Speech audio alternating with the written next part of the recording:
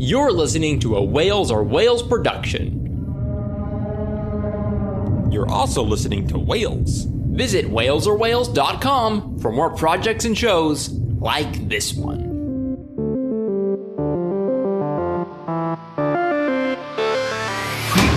Greetings.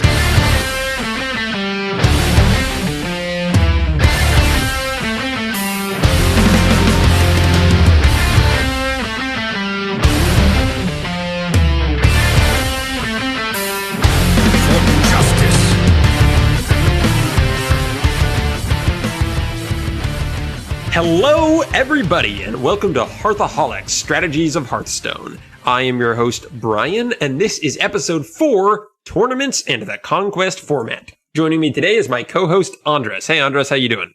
Hey, Bryan. Doing super good. Super excited for this episode. I'm super hyped about all the tournament stuff and the World Championship coming up. Right. This is a really interesting episode for me because what we're trying to do here is kind of present a primer on tournaments that can keep kind of catch everyone up to date with BlizzCon happening in like 1 or 2 days from now. Coming out of our beginner's guide, we really wanted to be able to refocus on what's current and hot in Hearthstone, which is the upcoming BlizzCon tournament and all the tournament jazz that's about that. But for people like me who don't have very much time to like watch Hearthstone streams outside of playing Hearthstone, I'm not super up to date with tournament format and the tournament players itself. So we thought it'd be really fun to kind of create a quick resource that could help people understand what tournaments are, who the players are, how the Conquest format works, and also provide some tips for how to play well in the Conquest format itself and how it kind of differs from normal Hearthstone play. So I'm particularly excited about that for myself because I just want to learn more about this so I can kind of know what's going on. Yeah, absolutely. You being the particular mastermind that you are, always so busy with so many projects, I can understand why there's no time to watch some of these tournaments because honestly, it takes a long time to watch them. Yeah, I know. Just know. watching the top 16 was quite a bit. It was like combined of like 20 hours almost. Yeah, I caught a few. I really do enjoy when I do watch Hearthstone tournaments. I just have a lot of fun with them. I think I was watching, and I'm looking at the finalists here and trying to remember who I was watching make it. I think I watched some games with Hot Form. Good. He's the only one from the Americas that is left. He's my boy there. Gotta represent. But yeah, so I'm really excited about seeing what's coming. When are the finals going to be starting? Like what day? Saturday, okay. November 7th.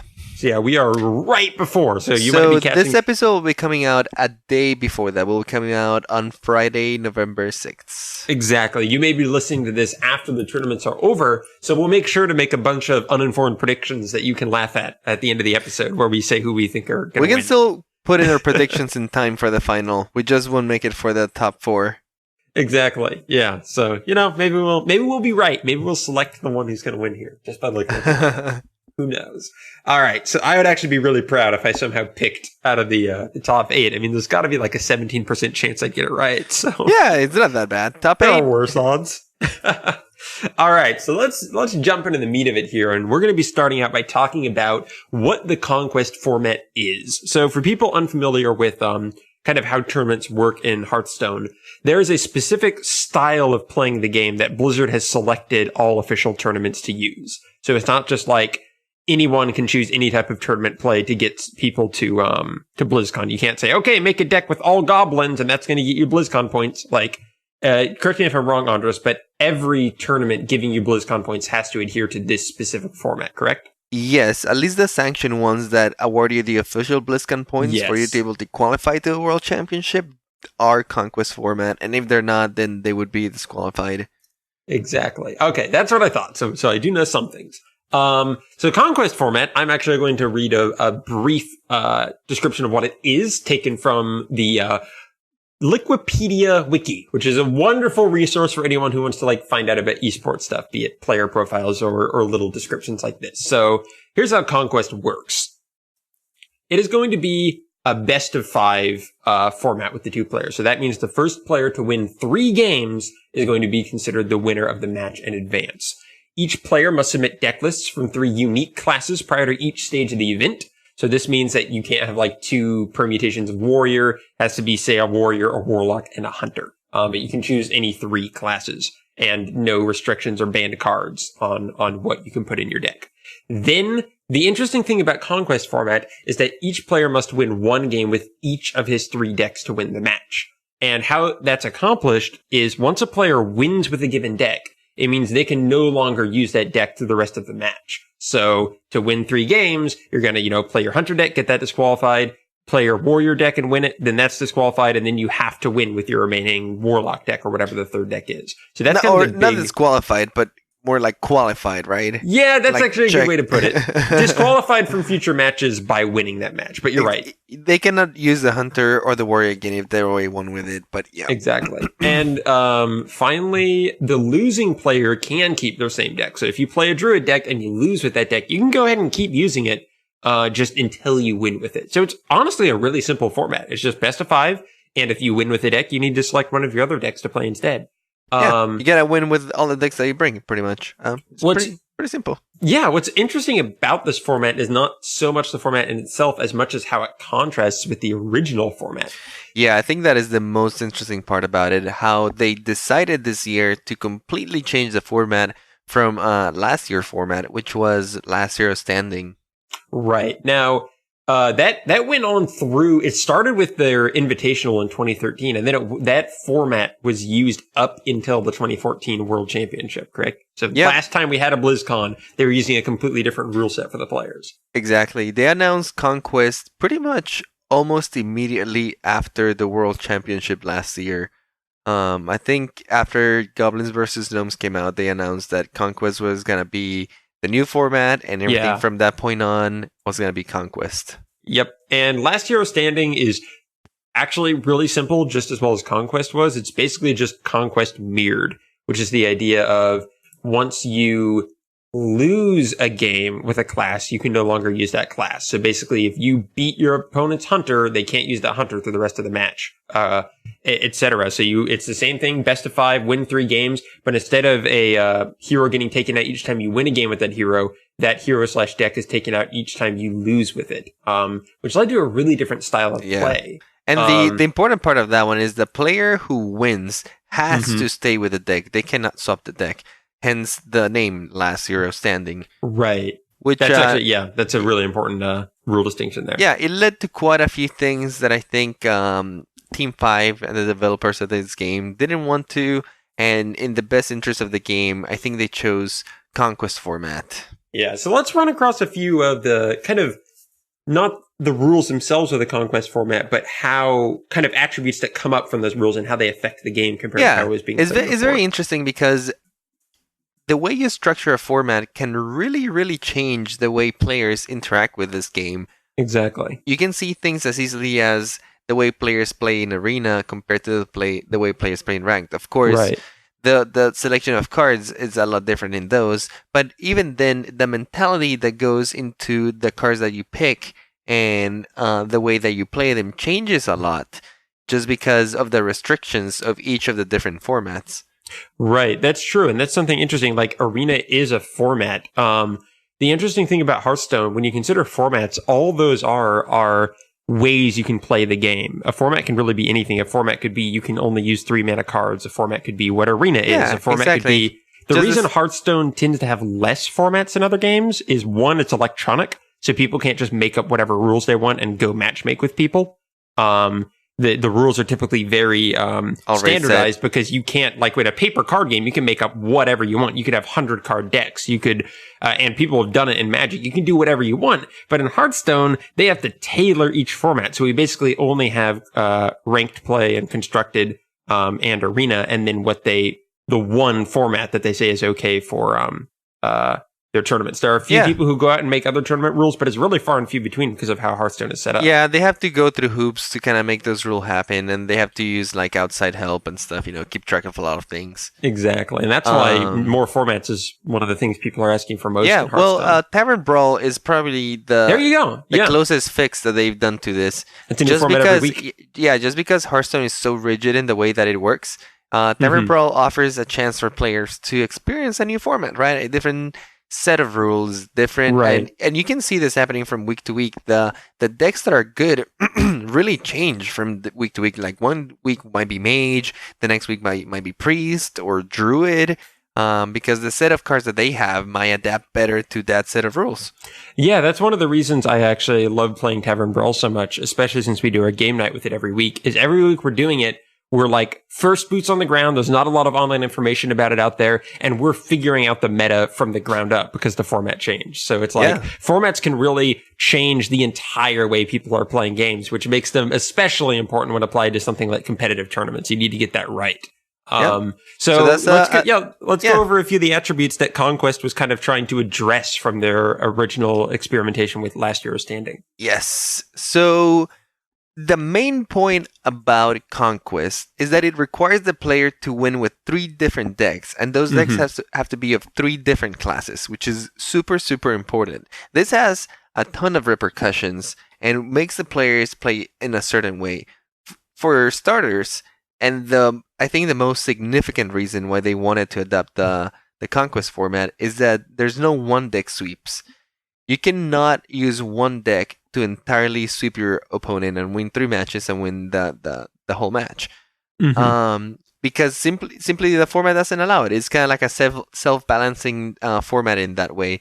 Because even if there was one really overpowered deck over all of them, you cannot use that deck more than once. As soon as you win with it, you're done. You have to put it on the bench, and you have to use your other 2 decks. This is super important because even though, for example, when Patron was so strong, the players couldn't just sweep with Patron the whole match. They had to just win their one game, and then they were out, which meant that they had to pick the right match to use that Patron Warrior with, right? You didn't want to use the Patron Warrior on a super easy match that you already knew you were going to win, or you wanted to use it for that match that mattered, right? Yeah, I think it's a really interesting rule change because instead of it having you focus on what is the most powerful match I can play at any given time, like you're basically just always looking for what the best counter is. Instead, you're trying to look for what are easy matches I can get in for my weakest decks. Like, how can I find a way to slip in my mech shaman or something that I can get a guaranteed win without having to risk going against, its bad matchups. I think it adds a lot more nuance to how you play your lineup. Than when you can just say, okay, I just need to play with whatever my best deck is, especially since you would often be locked into a deck after winning with it. Yeah, absolutely. This brings me to our second point. This format requires the player to be really prepared with all 3 decks. Before, with the last hero standing, a player could be really, really good with one deck, and maybe good enough with another deck, and maybe not that good with a third deck. But as long as he got enough wins with that one deck that he knew how to use really well, he could have gone really far. With this format, on the other hand, you cannot have that happen. If you're bad with a deck and you don't know how to play it properly, you will get punished really, really fast because you have to use a deck every match to win at least one game.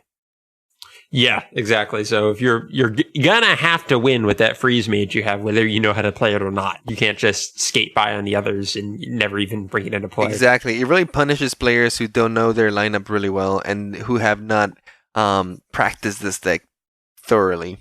Yep, exactly. Another point that Conquest is interesting in is that deck techs become a little bit trickier with this sort of format.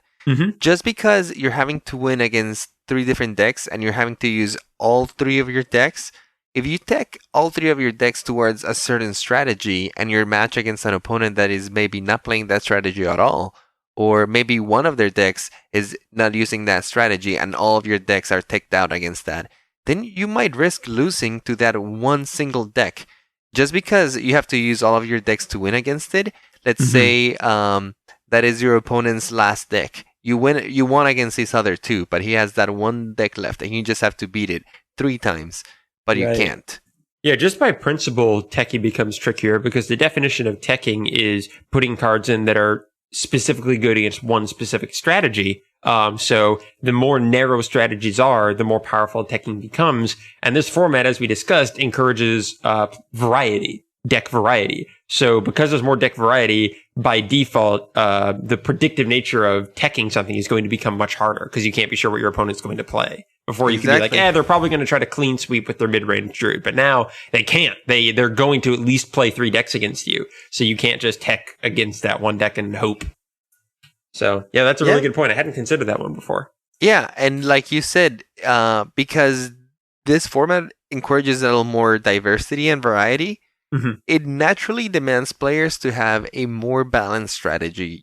You can't have so much blind strategies, but you want to have a strategy that has a good blend of things, right? That is good against the majority of things out there. You don't want to be too narrow in your strategy. You want to be able to win against a wide range of things like Druid and Paladin, Warrior. You don't want to be weak against like half of the classes, right?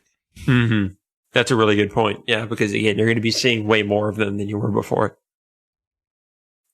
Yep. And then the last thing I want to say about this format is that, interestingly enough, is a format that encourages and kind of rewards classes that have multiple archetypes in between themselves. This is because when you're playing against an opponent, if they're playing, let's say, a mage, and you have no idea what the mage is, this might really influence your decision making. It might influence what deck you start with, how you choose to start your lineup against his. It might influence the way you mulligan and the way you play the early game before you get enough information about the deck to make correct decisions. And this kind of gives you an edge. For example, mage that has quite a variety of classes, or warlock, or sometimes even like warrior when patron and control warrior were like so prevalent. Shaman has like 18 or something, but most Shaman of them is a good probably example too. You're trying to decide, is this a mid-range shaman? Is this a mech shaman? Is this a Malaga shaman? Like, what are we dealing with here? Well, in tournament, it's really rare to see a Malagos shaman. But yeah, mid-range and mech are still common. Yeah, that's really interesting. So I'm curious, Andres, before we jump into this next section here, do you prefer Conquest format over the last Euro standing, what they had before? I do. Personally, I do prefer this format. I think it encourages a lot more variety, a lot more thought into the lineup that you have to bring, and definitely a lot more practice with the lineup. And honestly, there was nothing more boring than seeing a matchup where a face hunter just won 3 games in a row, the games didn't last more than 5 minutes, and move on. If I remember correctly, weren't the last World Championships just won by like Firebat immediately winning with Druid 3 times? Exactly, Brian. That is why really anticlimactic. That is why they decided to change it. It's just not that fun. Yeah, exactly. Firebat really bringing the American way to the Hearthstone World Championship. Yeah, right. All right, bam, do everything as fast as we can. Get out of here, America. Our approach to foreign policy. All right, so let's jump in here. You had a article you wanted to talk about here to kind of run through some of the primary strategies you can apply to Conquest. Yeah, sure thing. I think this article did a good job summarizing some of the general strategies of the Conquest format. If you guys want to check it out, it's on Tempor Storm. It was written by Caldi, and it's called Understanding the Strategic Nature of the Conquest format. He has some really good points in it. I think he did a good job like summarizing the general experience and kind of like thought that goes into this sort of thing. Yeah, if you want to be better at analyzing or just even playing in the Conquest format, these are like 5 strategies that they aren't the only 5 strategies, but they give you a good idea of like the types of things you have to take into consideration when putting your deck composition together. Yeah, absolutely.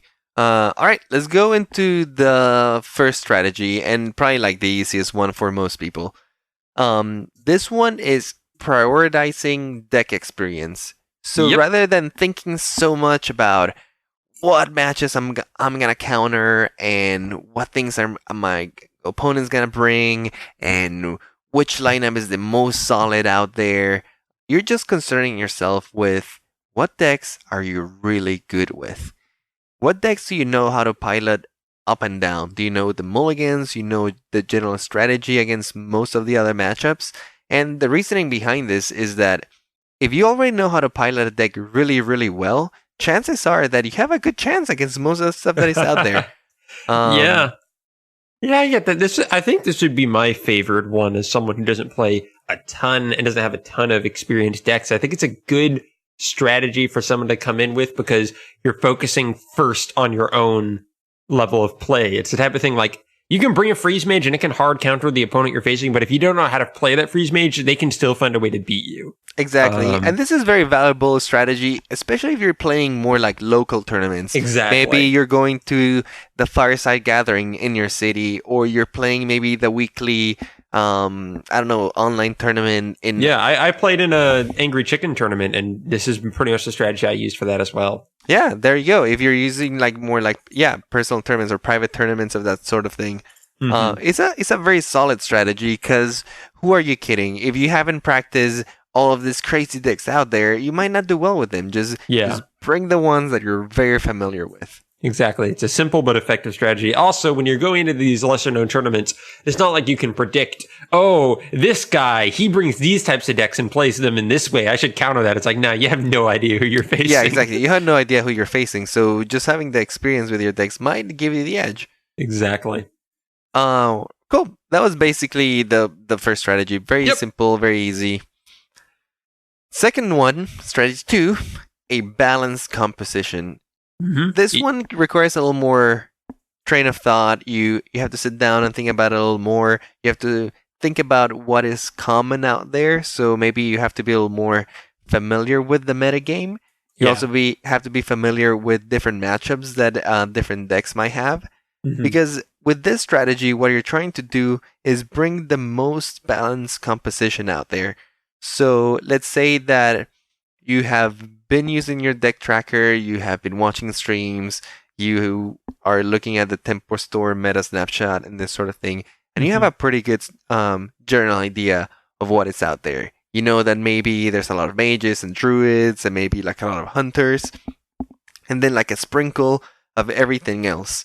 So in your strategy, you bring something that is really good against mage. You bring something that is really good against druid. You bring something that is really good against hunter. And then hopefully those decks are also really good or generally good against the classes that are not as played.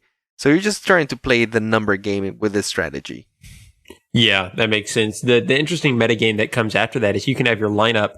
Then it becomes, once you're actually playing the tournament, trying to predict what your opponent is playing and match up your strong classes to his weak classes. That becomes a very interesting part of the Conquest format, because if you have your deck that's super strong against mage, but it ends up getting matched up against your opponent's warrior and you somehow win with it anyway, you're still going to have to beat that mage, but without your counter pick to it. So the one thing I want to note about this strategy is that balanced strategies tend to give you an even chance against stuff out there, meaning that you'll probably have a 50-50 chance of winning things, but generally this strategy doesn't give you an edge over things either.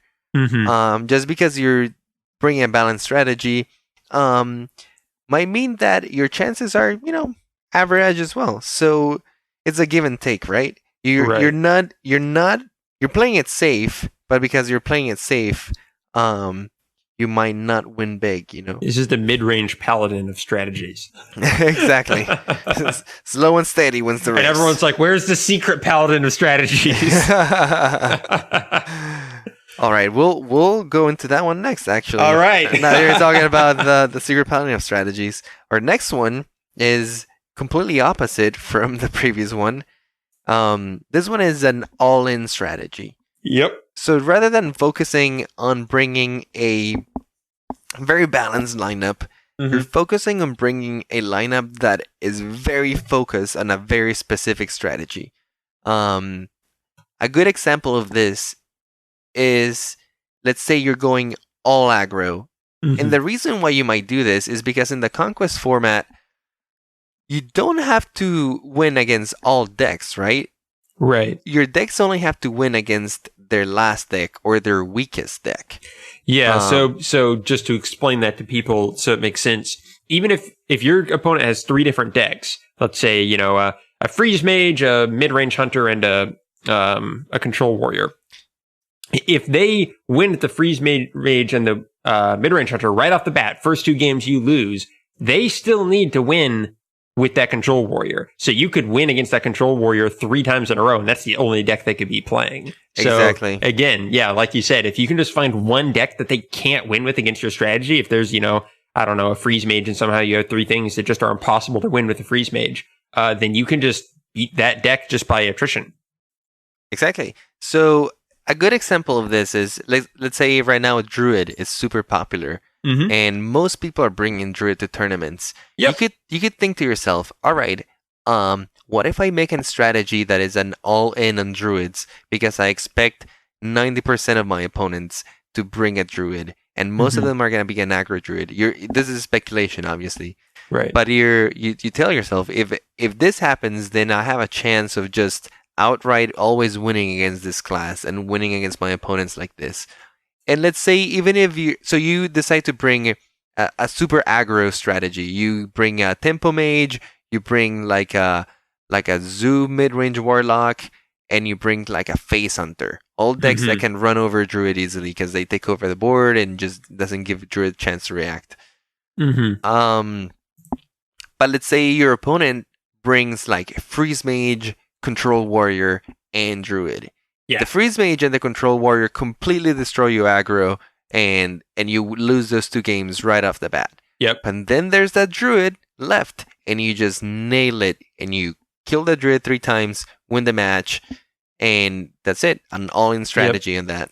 The danger of this strategy is, unlike the balance strategy, instead of trying to mitigate variance, it opens you up a lot to variance, because if just in any 3 of those games you just get a terrible draw and can't, recover from it, then you're just gone. You're putting it all on the line. You're really banking on winning that match. If you lose that match, it's super, super terrible for you. And hopefully, at that point, you're hoping that the rest of the lineup of your opponent is similar to the stuff you can counter. Because if not, you're going to be in a really bad spot. Yeah, again, this is the type of strategy that you need to have a good idea of what the metagame is out there, so you can be sure that it can pay off often enough. Because if you misread the metagame and like bring a big all-in strategy that isn't particularly good against what's popular out there, you're going to get punished pretty hard. Yes, but unlike the other one, unlike the balance composition one, this strategy is high risk, high reward kind of thing. You can get a lot more out of it. It's more active.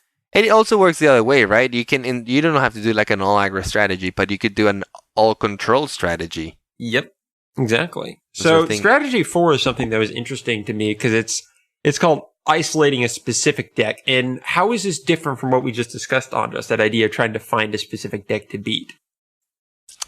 All right. The idea of this one is that on the previous one, you're focusing more of a general archetype. With strategy 4, where you're isolating a specific deck, you're really focusing on a very specific deck, like the flavor of the month kind of thing. Okay.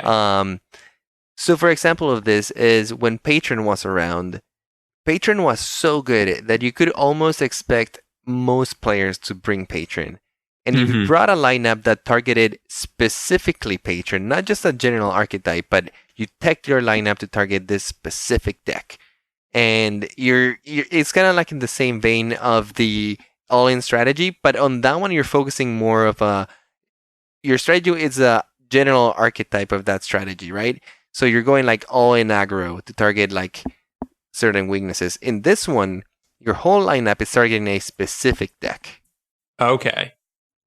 Yeah, I also see here in the article that it can be used also to be even more specific to like see who you're going to be going up against, again, if you're in a major tournament, and look at their tournament record and select from those decks what they're most likely to bring this week or to this tournament, which makes sense for those larger tournaments where you can be like, hey, I know Amaz, he plays Priest.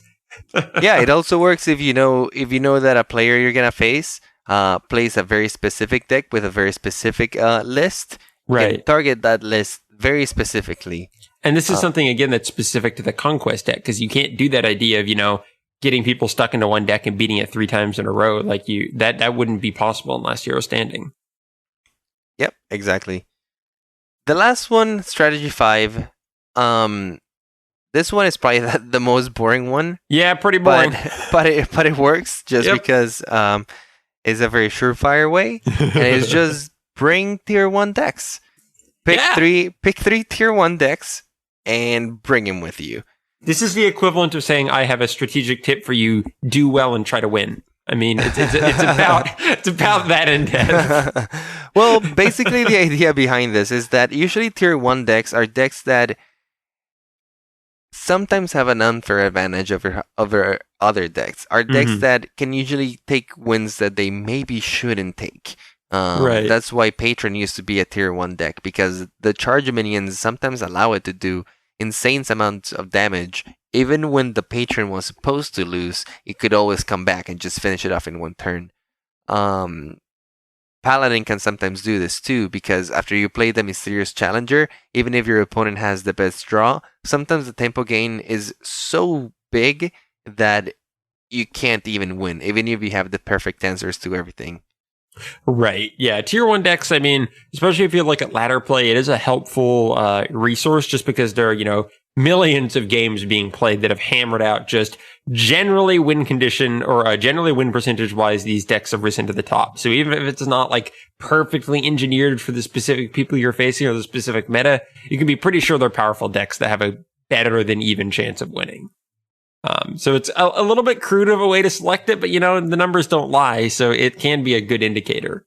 Yeah, and a lot of people do this too. This is the one thing about this strategy though, and is that you might be giving yourself an edge because you're bringing the decks that naturally have the biggest win percentages, but then you're also bringing the decks that are naturally gonna be predated on the most, or are gonna be.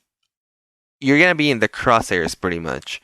Right. Because everyone is going to be ready for you. Everyone knows that these are the top tier decks, and everyone knows that these are going to be the most common decks that they're going to see, and people are going to be prepared to play against these. So if you just bring those decks, believe me, people will know how to play against you and probably will be teched out against you. You might be the target of an all-in strategy where they're focusing one of your top tier decks. Yeah. And another good thing to point out is just because a deck is doing well in ladder doesn't mean it's good in tournaments. There is a differentiation, enough of a differentiation in the ways of play that something like Sacred Paladin sees a lot more play in ladder than it does in tournaments. Exactly. Well, especially because we have to make a very big distinction. In ladder, you win one game and you win the match. Yeah. On the tournament, you have to win 3 games to win the match. Right, exactly. So it's just a very different way of play. Again, something people do want to see in the normal Hearthstone game client because of how much of a different strategy it requires. It would shake things up a ton. Yep. Basically, those are the five main strategies that we want to kind of talk about, and 5 ways that you can approach the game if you're going to participate in a tournament and you're unsure where to start to make up your lineup. Hopefully, this will give you kind of a guideline to get started. Exactly. I actually have a 6th strategy that is my personal creation that I would like anyone to try and actually enter a tournament with and let me know how it goes, which is random decks. Just let Hearthstone randomly create your deck out of random cards and bring that to the tournament. And I can guarantee you your opponent will not be able to predict what's in your hand. The element of surprise is very important for Hearthstone. So very important that you don't even look at the decks once they're created. No, don't look at what's in them because that will make you think too much. That is not the goal of this. All right, let's jump into our second part of the episode here today, which is to talk about BlizzCon specifically. Before we do, sorry, the last thought about these things. And Go for it. What I want to say about Conquest is that honestly, there's no set strategy that is good. The thing about Conquest is that it is so relative to what people bring to the tournaments, and that the tournament meta is like always shifting, right? And there's no strategy that's gonna be better than the others. It all depends what people bring. So it's kind of a cool thing that going into every tournament with this sort of format, you're kind of like going in blind. And this is super, super important because already in the World Championship, we have seen a lot of the top players misread what other people are going to bring. And it has cost them dearly. Yeah. And it's not an easy thing to predict, especially because everyone's bringing 3 different decks. You have to win against all of those decks with your decks, and just bringing a strategy that can win against such a great amount of people is very hard.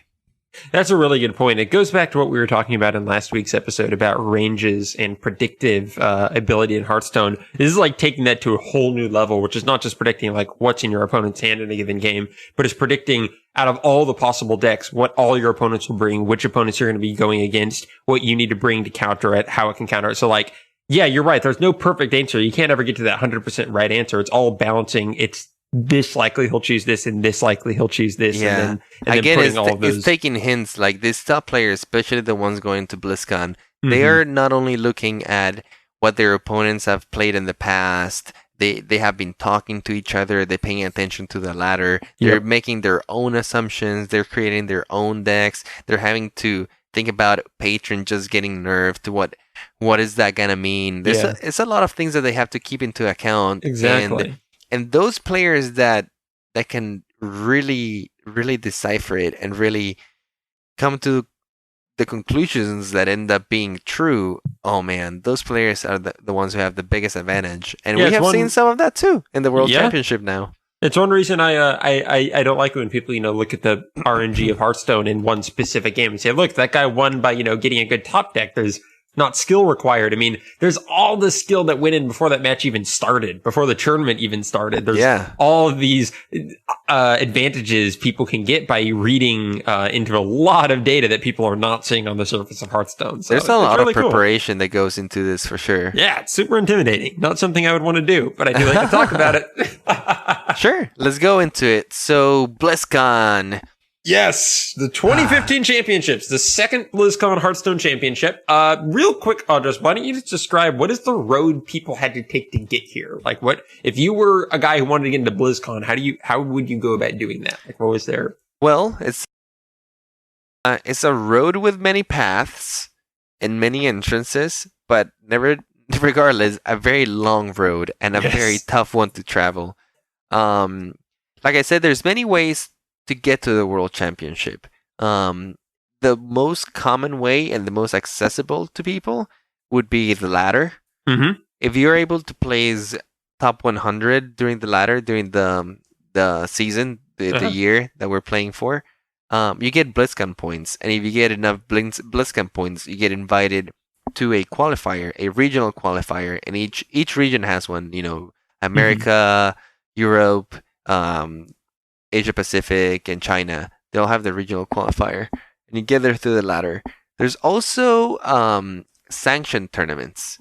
Mm-hmm. You can win specific tournaments to earn you a seed on the qualifier, or pretty much. And I think, I'm not sure, but sometimes in Asia Pacific they have direct seeding. If you win one of these big tournaments, oh wow, that just guarantees you a seat in the qualifiers. Yeah, just guarantees you. I think it's just such a big tournament and it's well organized. So Blizzard just takes advantage of that. Card backs? Yeah, Blizzard just takes advantage of that, and then it's already like a good way to see who the top players are from that region already. Mm-hmm. So yeah, basically it's just a big trial, year-long trial of players just versing players and seeing who's the best, accumulating points. And the reason why they do this is that because Hearthstone skill really shows over time. You want a big sample pool of games to really pick who are the best players out there in the world right now and who should come to BlizzCon. Exactly. So yeah, first you're earning points, and you can do that either by participating in specific tournaments. That goes back to, the Conquest rule being so specific, because Blizzard gets to decide what tournaments get points. And I believe, if not all, the vast, vast majority of those that they choose have to use their current format, which is Conquest right now. So you can do it by winning tournaments, and then like you said, Andres, you can do it by placing top 100 in the ladder. Is that at the end of the season you have to be in top 100? Or anytime? Is it any time throughout the season that you can get points for being top 100, or do you have to end the season? No. You have to end the season at top 100. Just making sure. All right. So those are really the two primary ways you get points, and then they just take what? How many people in each region? Is it 16? It's I believe 16 from every. No, it's 16 that last in the tournament, but only 4 of each region qualified for the actual championship. Right, but they select 16 for each region to start the qualifiers for each region, correct? So starts at 16 and goes down to 4? for each region? I believe so, yeah. Okay. So, and those 16 are selected by the 16 players with the most points in each region. All go to the qualifiers. On the ladder and different tournaments, yeah. Okay. They also do like a big fireside gathering, and if you win that, you could go to the qualifier. So there's different ways to get to the qualifier. Right. And then the qualifiers, this is what's been happening, what is it, the last like week or two? It's been going on for all the different regions?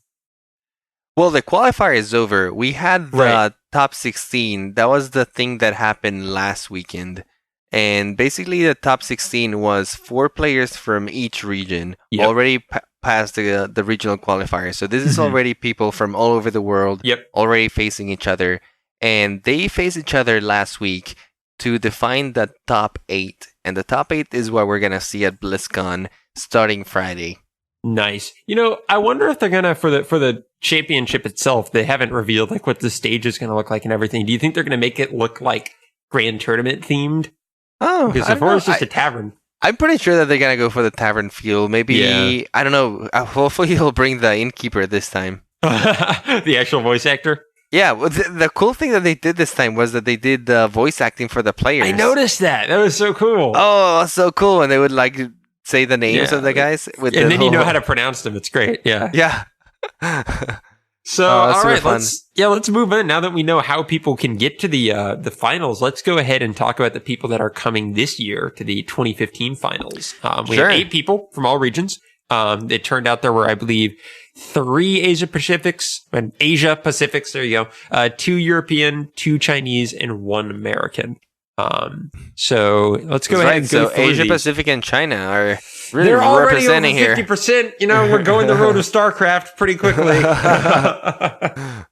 Oh well, we had our time to shine, us Westerners. No, so far we still hold the title. We still have have hopes. Go Firebat. All right, so let's go here. Let's run through. We have This is the weirdest name pronunciation to me. So it's apparently Ties. Ties, yeah. Ties. Okay, because it's THIJS, and I'm an American. That just makes no sense to me. Yeah, but I'm sure it does in his region. So that's how it sounds. He's European. Do you know what part of Europe he hails from? Oh, I'm looking this up now. Putting me on the spot here. The Netherlands. I think it's there you go, Netherlands. Awesome. So yeah, tell me.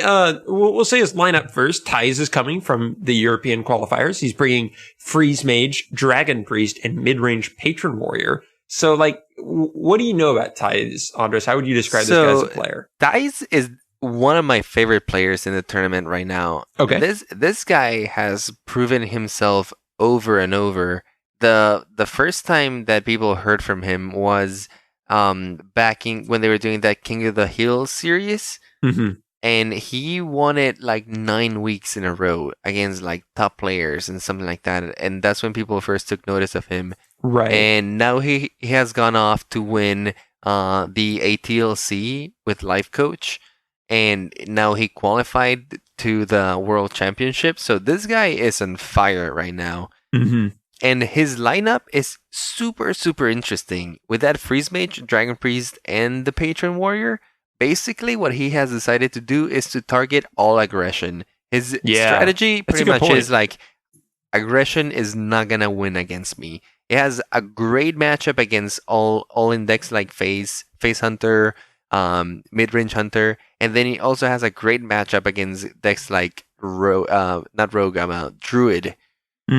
The Patron Warrior and the Dragon Priest are really, really good against that Druid, which has been super common and prevalent in the tournament. Yeah, it's the most used, coming to BlizzCon, it's the most used deck. Yeah. Interestingly enough, too, he's the only player that brought Priest.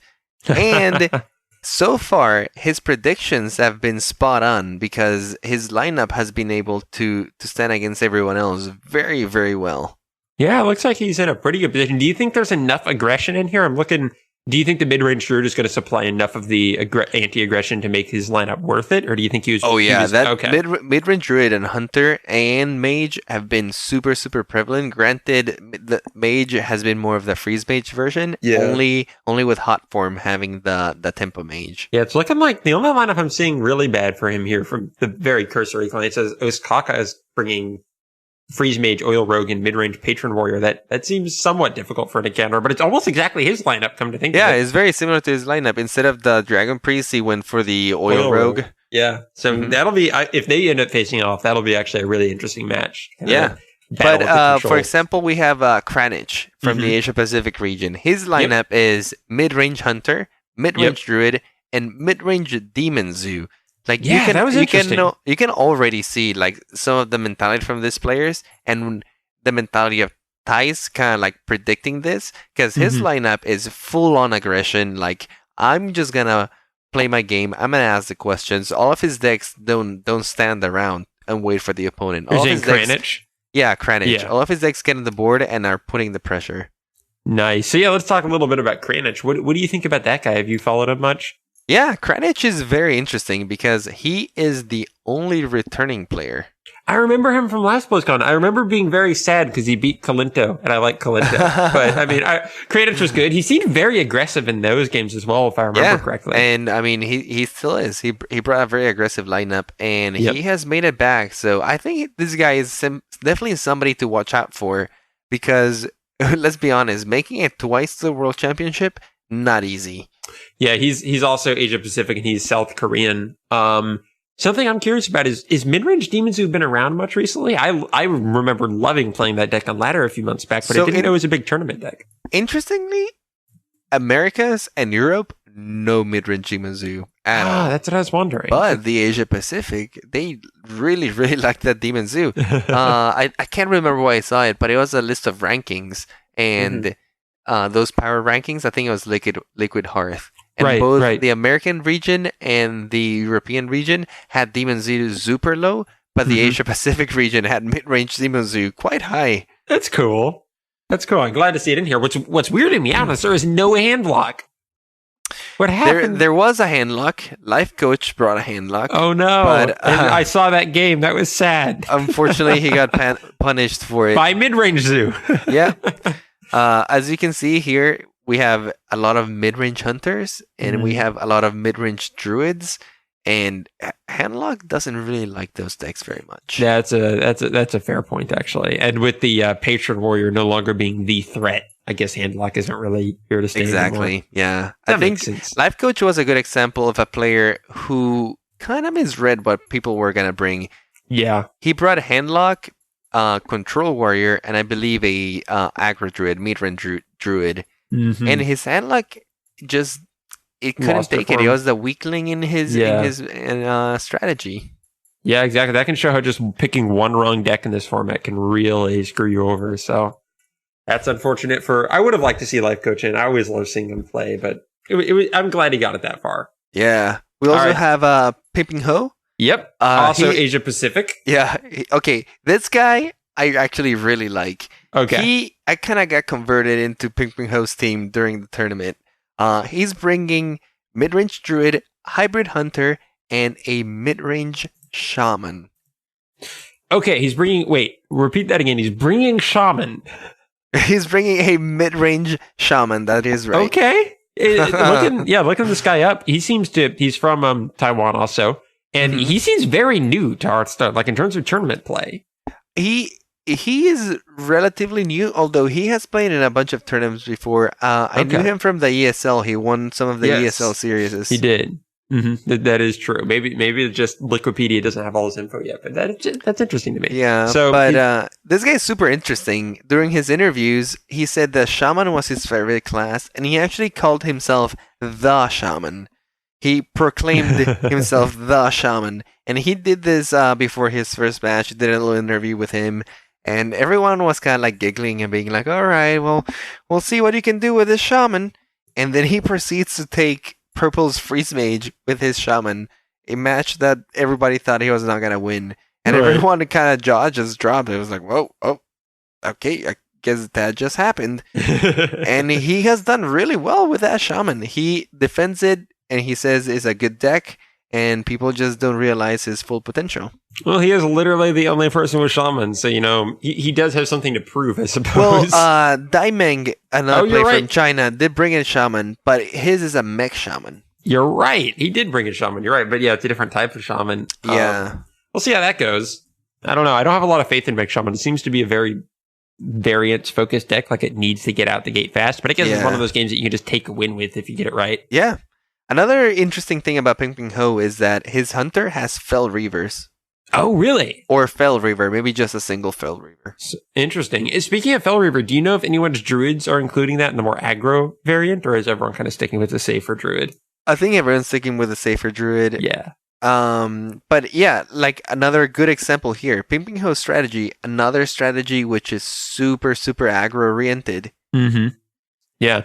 Yeah, mid-range Druid is kind of a, what would you say, a bad name for that deck? Because it's way more aggressive than mid-range sounds. Well, it should be called aggro mid-range Druid. Yeah, for a while it was called Fast Druid, which I like that name for it. Yeah. But that was back when Ramp Druid was a thing, so you're having to differentiate it. So it's weird. It's a mid-range deck because in the early game, it's setting up for the mid-game, but to be honest, is a deck that is very much wanting to close out the game. It's aiming to win soon. Yeah, exactly. As opposed to mid-range Paladin, which is it's not waiting stabilize. around. No, this mid-range Druid is super aggressive. Exactly. At least the version that people are playing right now. So we've also got Ostkaka. I love these names, man. These people are... That's the fun of esports, man, is people get to bring up whatever weird names they want. Granted, apparently Ostkaka's name is actually Sebastian Ingwall. So, either way, he would have had an interesting name going into this tournament. He's also from the European qualifiers. He is Swedish. So tell me a bit about Ostkaka. Ostkaka is a young guy. He is Swedish. He's a very well-spoken guy. He seems like a very smart guy in general, Nice. from his interviews and stuff. And interestingly about Ostkaka is that most of the other top players favor him to win the World Championship. Really? Yeah, a lot of them favor Thais and a lot of them favor Ostkaka. They're both bringing the super control lineups. Because Ostkaka's got Freeze Mage, Oil Rogue, and Mid-Range Patron. Interesting. Both of his lineups are really, really similar. And again, both of them I feel are aimed to control and win against decks that are aggressive and board-centric, like the ones that are being brought over here. Like Oil Rogue just destroys boards. Mid-Range Patron Warrior just takes over the board and never lets it go. And then Freeze Mage just doesn't lose against aggression. Something I'm interested about is how would you define mid-range Patron Warrior now, since that is kind of a new deck to the format since Patron Warrior has dropped out. Is it like a cross between Patron and Control? So a lot of what the players did here with the Patron Warrior was they instead of play it with the charge and thinking about closing out games like that, they're playing it as a deck that takes over the board and with the patrons and has a huge amount of cycle, a huge amount of board control with the weapons and some of the removal. So against decks like, for example, Druid, if you can unleash your patrons, there's very little chance that the Druid can take the board back. Same with Face Hunter. The Patron Warrior can still gain a ton of armor and then take over the board.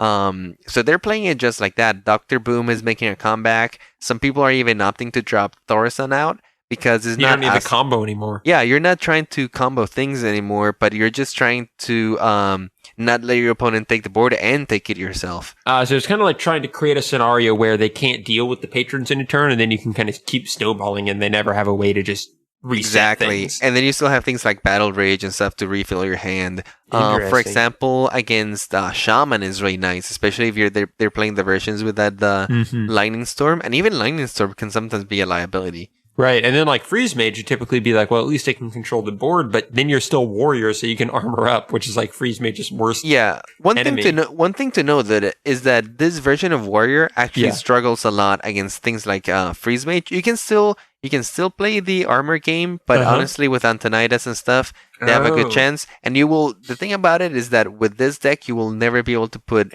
that much pressure on the Freeze Mage. And that's big. Same with like Handlock. The matchup against Handlock got a lot worse because before you would just rely and draw into the combo and try to kill in one turn, but now you can't do that. You have to take over the board. So now it feels like Patron is more in check. It just doesn't have this amazing matchups and then no bad matchups. Now it has pretty bad matchups and some really good matchups. That is a nice thing about the state of the game is a lot of people complain like we lost Patron in the power back and created Secret Paladin. But the nice thing about Secret Paladin, as we said before, is it doesn't seem to be taking over tournaments like Patron Warrior did. So while ladder play may still seem a little bit one-sided. At least tournament play, almost. I mean, maybe mid-range druid is the closest thing we have to something that's taking over tournament play right now. But I kind of feel like that's just waiting for the meta to adapt again. For sure. For example, Patron Warrior still does good against the Secret Paladin. Yeah, there you go. So yeah, I'm really excited about both Ties and Ostaka as you described this, to see these more control styles, which I always gravitate towards, see how they do. They probably have my support going into this. Plus, Europe represent, I'm not from Europe, but Kalinto is, and he's my favorite player. So there you go. Next best thing. All right, let's go here into Dai Ming, who is from China. Mm-hmm. What do you know about this guy, Andres? Because I know you probably follow the Asian scene a little less closely. Yeah, I'm not too familiar with the Asian scene. I've seen some of the games that he played. Again, Face Hunter, Secret Paladin, and Mech Shaman. Like, you cannot get more aggressive than this. This guy's going all in with the aggro. And again, another good read from like Thais and people like Oskaka. They were like, these people are gonna bring a lot of aggressive decks. And so far, we have Kranich, Ping Ping Ho, Daiming that we have talked about, all with super, super aggressive strategies. Yep. You're right. Once again, I mean, this is probably the most aggressive strategy we've talked about yet. I mean, he doesn't even have like mid-range hunter. He's got Face Hunter, Secret Paladin, and Mech Shaman. Pretty much this strategy, he's trying to out-tempo everyone. Yeah, he's just trying to be like, I'm going to kill you as fast as possible. It seems like he might get punished really bad depending which people he's matched up against. He might, but then again, he has made it to the top 8 with this lineup. That's true. That is true. Do they have to use the same lineup they used in the qualifiers, or can they edit between that and BlizzCon? I don't know. I think the qualifiers was a different lineup. Okay. But this is the same lineup from the top 16. Gotcha. That is the same lineup as BlizzCon. Everyone already knows what they have, and they're going to have to use those decks again. Gotcha. So they had to plan for more than just this tournament. So yeah, this is pretty much their all-in like strategy. This is like, hey man, these decks are the ones who are gonna make me win BlizzCon. Yeah. This is what they're banking on. Yeah, I really want to see Daimang go up against Ties or something and see how that ultra control interesting works against this ultra aggression. Yeah. Next up, Kano from the Asia Pacific. Again, mid-range Druid, mid-range Paladin, and mid-range Demon Zoo. So I think like the Asia Pacific has gone the aggression. Most of them went for the more mid-rangey route, where he's not so all in with the Face Hunter, Mech Shaman like Daimeng did. He's probably the most aggressive out of the whole tournament. Everyone else from that region brought all aggressive decks that are not waiting around and sitting around waiting for your opponent, but are very proactive. But most of them went for the more mid-rangey archetypes that are a little more consistent, right? Yeah, he's got so this guy's got mid-range Druid, mid-range Paladin, mid-range Demon Zoo, yeah. Yeah, Kano is all about, I guess, his is about the balance, I guess. Yeah, it seems like he's like, I want to be kind of aggressive, but not really. This is actually very similar to how I play Hearthstone. Yeah. Just like, I'll play Demon Zoo, keep your options open. His lineup is actually a well-rounded lineup. Like, he can win like a big variety of things. Yeah, it's kind of going in that balanced approach we were talking about before. I would be interested to see, like, for example, Kano going against Daimeng, because Daimeng having the faster decks might be able to run him over. Yeah, or maybe just lose that little bit of tempo. We'd have to see. It is interesting that Kano's the only one bringing mid-range Paladin, I believe. Yeah, no Secret Paladin mid-range. Yeah, so that's. I wonder if it's a mid-range Paladin that runs. I'd have to check the deck list because some mid-range Paladins have tried running the secret. What's it? Dang it, the Dr. Six. Mysterious Challenger. There we go. I don't think his do. Because honestly, if you put a Mysterious Challenger, you're going to have to put in secrets. Which and then it becomes a Secret Paladin. A Secret Paladin output, yeah. Fair point. Yeah. That'll be interesting to see. Oh, a little note I thought was really cool about Kato is he's the first Japanese player that's made it to the tournament, right? To the championship. There you go. Representing from Japan. Yeah, that's pretty awesome. I'm excited about that. So yeah, go Kano. I'm going to be rooting for him just to see, get that Japanese influence in there.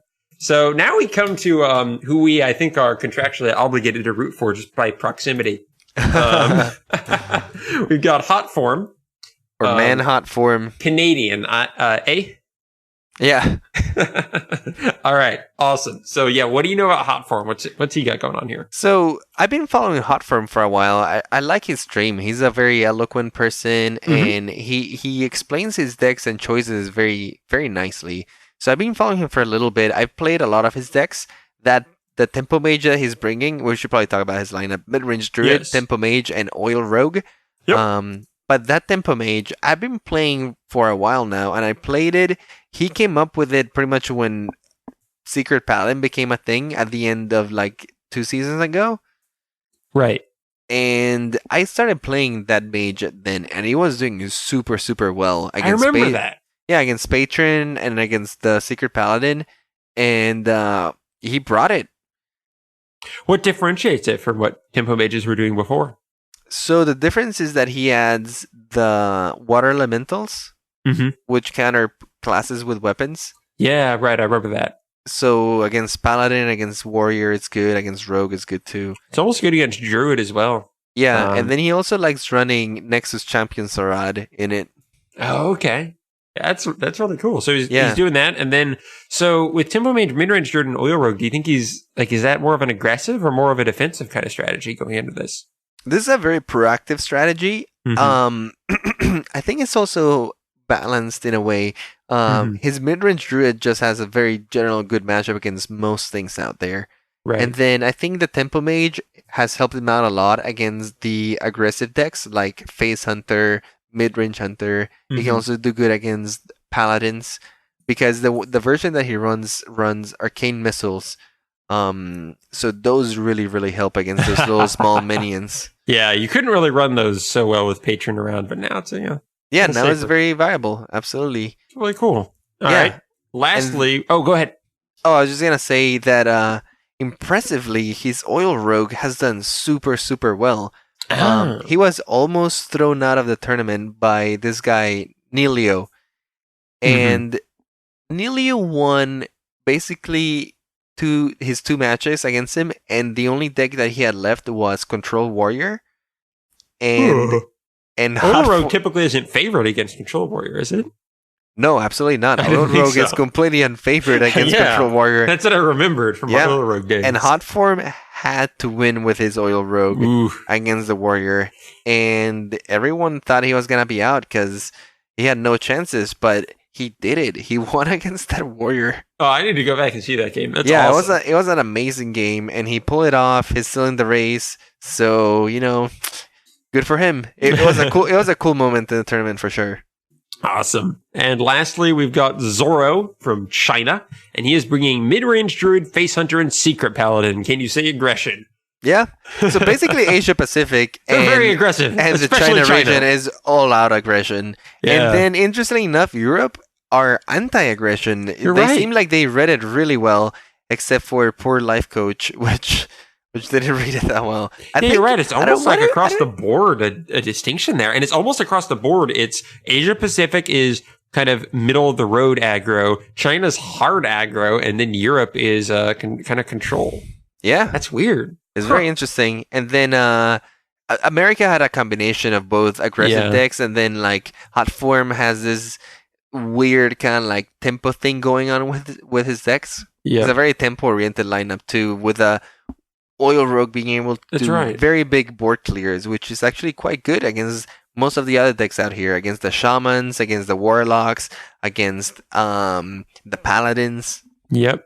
That's really cool. All right, Andres, it has come. Now that we have our 8 qualifiers here, what are your predictions? Who's gonna come out of this with the BlizzCon title? Oh, man. Okay. Like I've said before, my top 3 are Thais, Ping Ping Ho, and Hot Form. If any of those guys win it, I'll be pretty happy. Okay. But if I have to make one prediction, I think I might go for Thais. I wanted to choose something different from you, but I'm also going to go for Thais. For 2 reasons. One of which I just like his lineup, and secondly, or like the overall lineup. But secondly, I really like that he's bringing Dragon Priest because I loved what I played in that deck. So if the one Dragon Priest can win it, I will be happy. Yeah, having said that, those are my favorites. But if we're going to give our vote of confidence to Thais, Osaka has to be right there too. Because his lineup is very similar. So if we're giving Thais the edge over here, Osaka has it too. I think that the guy I do have a little bit of personal love for and kind of hope he makes it is Kano, because one, Japan, that's super cool, getting in there, and then second, mid-range Paladin, represent. I like that deck a lot. So I think, Ties and Kano are the ones that I would love to see win this, so we shall see. Well, our predictions are in. Yep, it's going to be starting very, very soon. Yeah, that's right. Yeah, so I'm excited about actually keeping track of all this. I will be extremely busy this weekend, but I'm going to make what time I can to either watch it going on or check out the VODs. So yeah, that's great. I think that about covers an introduction to tournaments then. Cool, yeah. Hopefully you guys found this a little valuable if you guys were looking to get into the Conquest format. It's still a relatively new format. I don't know if other games have used it in the past. Honestly, I was not familiar with it before Blizzard introduced it to Hearthstone. So there's still a lot. Yeah, I think so. I think so far it's working really well. Yeah. I'm looking forward to see what happens with this format going on. And, the more we play with it, the more people see it, the more information is going to become available, the more the strategy is going to become a little more iron out. Right now, things are, like we said, very relative and very loose. And so far, the World Championship is looking a little diverse. Yeah. A little tilted into the aggro side. But regardless, we have seen pretty much everything here.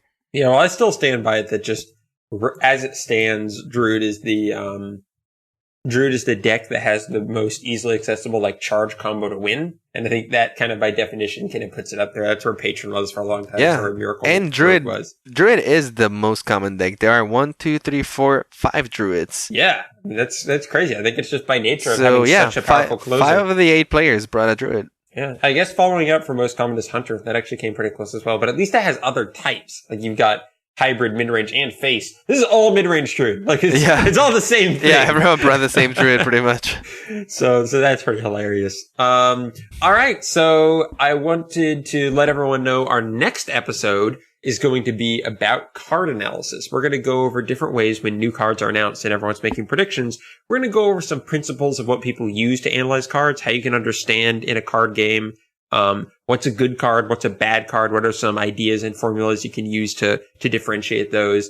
And also, if anything it ends up getting announced at BlizzCon, maybe we'll have enough time to go over a few of those cards ourselves. So that's going to be exciting for I'm looking forward to this episode with BlizzCon coming up this weekend. There's probably going to be a big announcement in Hearthstone. Yeah. Some cards definitely coming our way. And instead of doing a full review of all the cards, we just thought it would be cool to make an episode about how to review the cards yourself. So we can give you guys some tools to make some choices yourself. Yeah, and even if we end up doing more card reviews on this show, we really want an episode that sets the basis for how we're doing our reviews and what our thought processes are. So you can understand more than just, arbitrarily saying what we think about a card. You'll understand the thought processes that go into how we rate cards and the ways we come to our conclusions. So for sure. That's going to be really fun. You can email us any questions you have or opinions or if you have any good articles or ideas about how to analyze cards, send them over because we're going to be doing a lot of research and prep for next week's episode. So send all of your thoughts and questions about card analysis or anything else you have to hearthaholics@gmail.com. You can also find us on iTunes if you search Hearthaholics. And we also actually had a couple new reviews this week. One came from iMediaNet, which great name, man. He writes, love the new format, 5 stars, and says, I listened to about half a dozen Hearthstone podcasts. Hey, man, you need to catch up. There are way more than that. Yeah, at this point they're 25. You can get really overwhelmed. I've done that in the past. All right, but for beginning players, their new beginner's guide series is seriously a must listen. Keep up the great work, guys. So yeah, I want to let everyone know our last 3 episodes were our 3-part beginner's guide. So definitely check that out and send that to anyone who you think could use kind of a good introduction or refresher to the basics of the game. Yeah, thank you a lot, iMediaNet. Yeah. Go ahead. Yeah, that is super nice for you to write that little review. We love reviews. If you guys want to say something nice to us, always feel free to stop by the iTunes store. Or if you guys have some constructive criticism, do that as well. Totally, yeah. And yeah, if you guys have a friend that's getting into Hearthstone and wants to learn the fundamentals, feel free to send it to the guys that we made. Those guys I feel are super well ironed out to make you grasp all of the initial concepts of this game. Exactly. I'm actually going to make a post on our blog before this episode comes out. You can find our feed at whalesourwhales.com and go to the Hearthaholics page. And we have an archive feed there where I'm going to make a post that has links to all 3 of our Beginner's Guide episodes, kind of explains what it is. So if you just want to, instead of having to tell them to find those episodes in the feed, I'm going to create a blog post that you can link out to anyone that kind of sums up that whole thing. And finally, we have one other iTunes review from Jaza1 in all caps. So I suppose it's Jaza1! Who says, love the new strategy-centric focus. And he writes, really glad this podcast decided to forgo the Hearthstone current news / competition results topics that many other Hearthstone podcasts already cover and went with discussion of Hearthstone's strategic concepts. This series could be like a library of great strategy discussion topics for new players and even for experienced players who are looking for a different Hearthstone podcast to add to their rotation. I'm looking forward to more strategy discussions with guests like pro players or casters. I think this podcast has a lot of potential in the future if they keep on coming up with good topics. Well, that relies on us coming up with good topics, so you're going to be very disappointed, sir. But no, really, that's exactly... we are on it, sir. We can tell you that. That's exactly what we're looking to do. So I'm very happy that's what you're getting out of it so far, and that's what we hope to continue bringing. Yeah, I'm really glad to hear that type of feedback, because really that's what we're trying to do with the podcast now, and hopefully it'll go into that direction. We have been trying to get some guests on the show.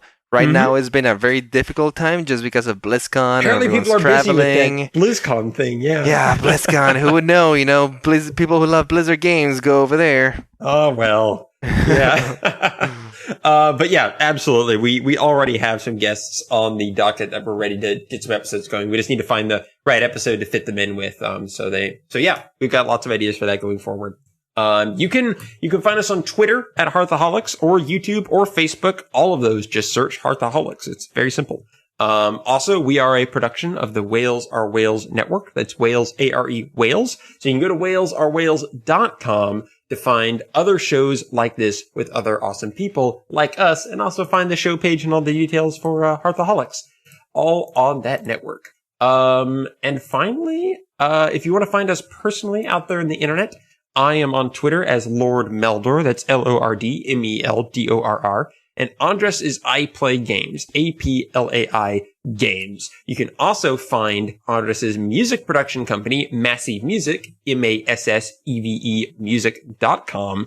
And he created the intro and outro music for this show. So if you like really rad sounding music and need to license any music for, I don't know, a film you're making or a YouTube channel or a Twitch channel, just check out massivemusic.com and check out to either have him create music for you or license some of his existing stuff. Yeah, or if you just want to rock out for a little bit, listen to some cool music, just, stop by. Yeah, it's really cool stuff. That should cover it. Anything I missed, Andres? I think that's it. No, sounds good. All right, everyone. Thanks for listening and enjoy the Blizzcon Championship. Woo! May the best person who is Ty's wit. The hunt begins.